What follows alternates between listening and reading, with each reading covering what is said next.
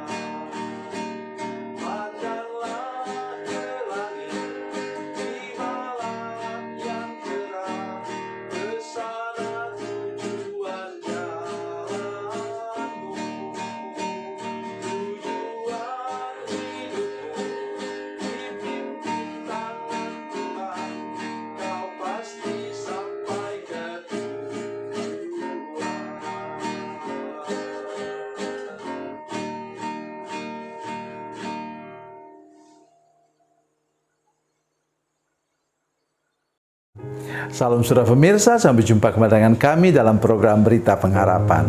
Hari ini saya ingin menyampaikan kepada saudara-saudara sekalian langkah-langkah apa yang harus kita ambil supaya hidup kita dipulihkan oleh Tuhan. Mari kita berdoa sebelum kita lebih jauh mendengarkan firman Tuhan ini.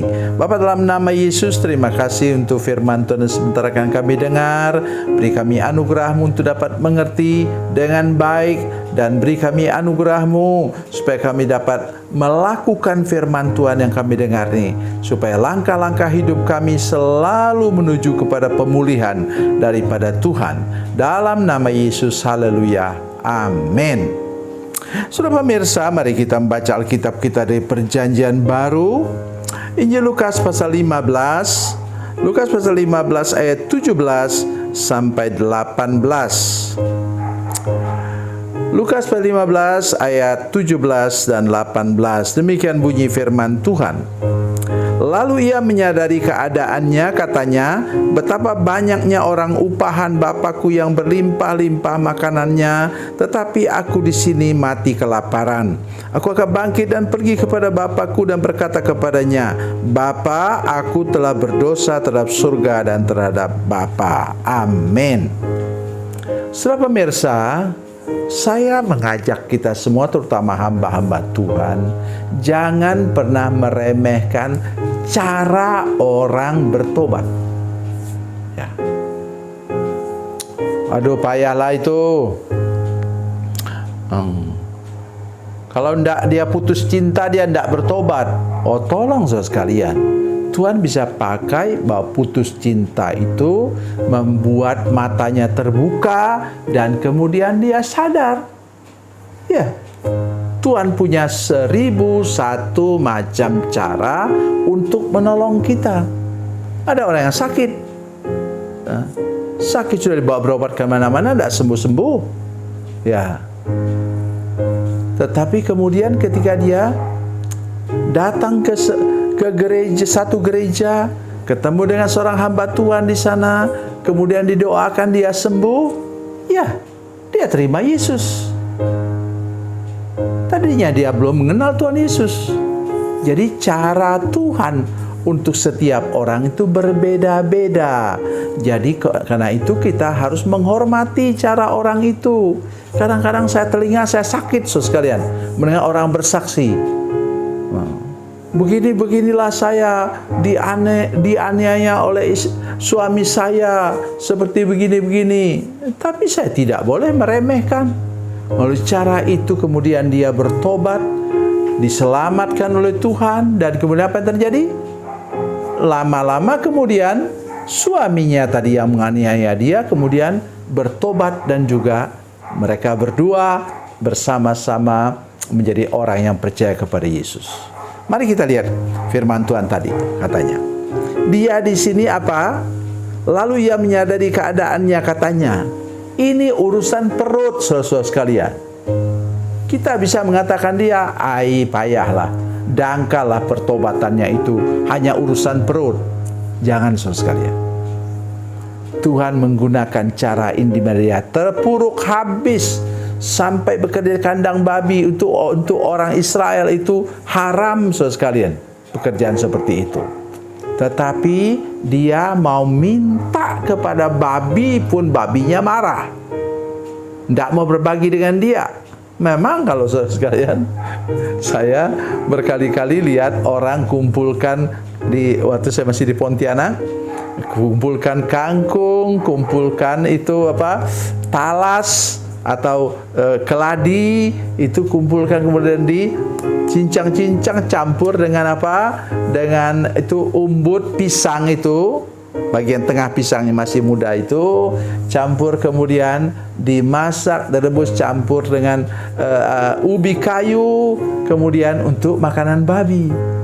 Kadang-kadang saya selera juga, saya lihat itu enak kelihatannya, ya, mirip-mirip dengan bubur Manado, ya.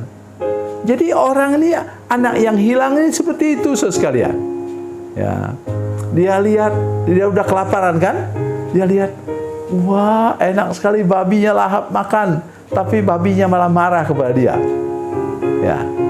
Itu cara Tuhan. Mari lihat muka saya ke sini. Tuhan punya cara untuk menolong kita untuk kembali kepada Tuhan. Untuk apa? Untuk sampai kepada keselamatan yang Ia rencanakan untuk hidup kita. Tangannya punya 1001 macam cara untuk menolong kita sampai kepada tujuan. Ya, Tuhan tidak pernah mau mencelakakan kita.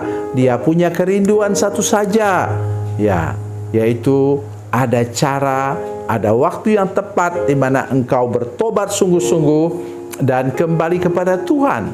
Dengar baik firman Tuhan ini. Yang kedua, ya, aku akan bangkit. Belum bangkit. Aku akan pergi kepada Bapakku. Belum pergi. Dan aku akan mengakui dosaku di hadapan Bapakku. Saudara pemirsa, hari ini saya mengajak kita sungguh-sungguh sampai ke situ, di mana kita ingat, kita sudah formulasikan kebulatan tekad. Ya, untuk apa? Kebulatan tekad supaya dia bisa sampai kepada Bapa dan dia mengaku kepada Bapa. Dan betul, dia sampai kepada Bapa, dia berlutut di hadapan Bapanya dan mengaku segala kesalahan masa lalunya. Yang terpenting di sini bukan formulasinya, tapi di mana kita minta Bapa di surga, minta Tuhan Yesus hari ini untuk membersihkan kita dari masa lalu yang jahat, yang kelam, yang tidak berkenan kepada Tuhan. Mari kita ingat lagi firman Tuhan kepada apa? Orang yang terkapar di tepi kolam Bethesda selama 38 tahun. Dalam ayat 14 dikatakan, dia bertemu dengan Yesus dan Yesus katakan pada dia. Yesus juga tegur orang seperti itu. Jangan berbuat dosa lagi, supaya engkau jangan terjadi kepadamu hal yang lebih buruk. Nah, itu sebabnya mengapa hari ini saya mengajak saudara sekalian yang punya latar belakang yang kelam, yang punya latar belakang yang kotor dan najis, mari seperti anak yang hilang di sini. Minta Bapa bersihkan, minta Tuhan ampuni semua kesalahan dan beban dosa kita. Tuhan Yesus memberkati, Tuhan Yesus baik. Mari kita berdoa. Bapa, dalam nama Yesus, terima kasih banyak untuk firman Tuhan hari ini. Kami berdoa, pimpin hidup kami Tuhan, supaya kami sampai kepada titik di mana kami sungguh-sungguh serius bertobat dan serahkan hidup kami kepadamu. Terpujilah namamu Tuhan, dalam nama Yesus kami berdoa dan bersyukur. Haleluya, amin.